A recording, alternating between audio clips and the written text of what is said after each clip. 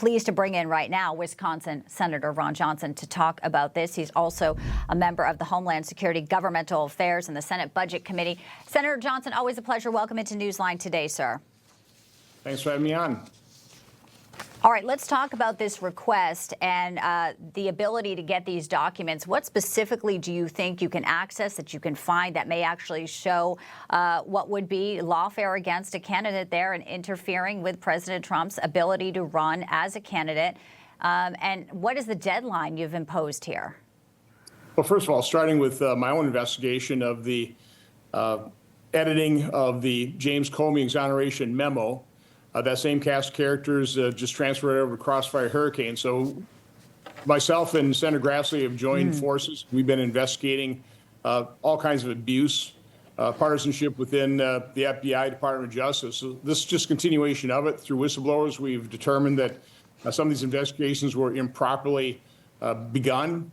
And what we're primarily seeking out of the National Archives is we want all the communications between the Biden White House, his administration, and these prosecutors, people like Jack Smith. To what extent was the White House involved, aware, potentially coordinating, what we would consider investigations that were started improperly and with partisan motive.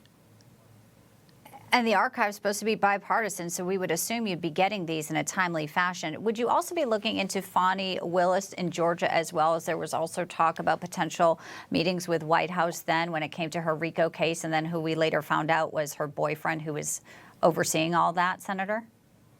Yeah, we certainly want to know, to what extent the Biden White House improperly interfered with Department of Justice, the FBI, state and local prosecutors as well, to persecute and conduct lawfare against their leading opponent, the candidate, President at that point, President Trump.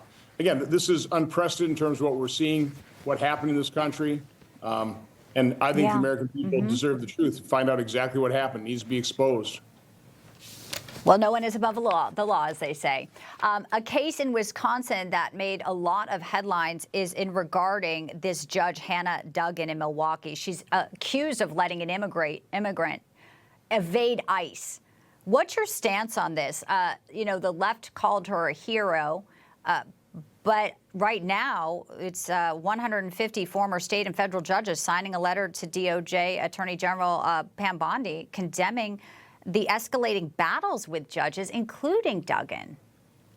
Well, my guess is those judges signing that are probably pretty partisan actors themselves. As you said earlier, nobody should be above the law. I think we've seen too many cases where people are above the law. Again, this is still allegations, but these are some pretty specific allegations, and it sure looks like this judge acted and obstructed justice. And being an officer of the court, she should be held at least to the same standard, if not a higher standard, if she's found guilty and she's sentenced. I hope they throw the book at her, quite honestly. So I'm obviously in support of the Department of Justice in this one.